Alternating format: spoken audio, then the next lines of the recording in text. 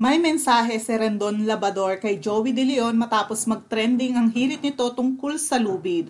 Sa programang EAT, hiningan ni Vic Soto at Joey ang contestant ng 5 bagay na isinasabit sa liig. Necklace lang ang naisagot ng isang contestant hanggang sa maubos na ang oras. Matapos nito, nagpakawala na si Joey ng hirit tungkol sa lubid. Matapos itong malaman ni Rendon, nag-abot ito ng mensahe kay Mr. Joey sa pamamagitan ng isang Instagram story. Say nga niya, "Joey, pasalamat ka, wala na ako sa Facebook. Nakalusot ka ngayon." Oh my God! Wow! Kilala nga si Rendon matapos maging maingay sa social media at banata ng ilang artista at personalidad sa social media. Naglabas ng maikling pahayag ang Movie and Television Review and Classification Board or MTRCB kaugnay yan sa nangyaring hirit ni Joey De Leon sa programang EAT tungkol sa lubid.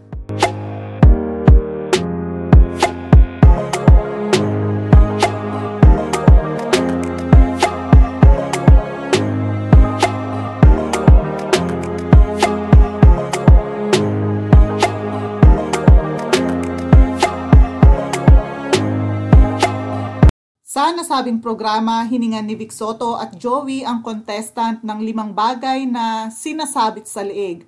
Necklace lang ang naisagot ng contestant hanggang sa maubos na ang oras nito.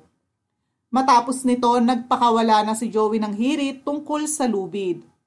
Say nga niya, quote, "Lubid, lubid, nakalimutan nyo," unquote. Nag-tweet naman ng All-Star Magic sa X or ang dating Twitter. Caption nga nito, quote, "This is a trigger warning clip about suicide and Joey De Leon can't shut his mouth, really?" Ilang netizens naman ang hindi nagustuhan ang hirit na ito ni Mr. Joey De Leon at binanatan ito sa social media.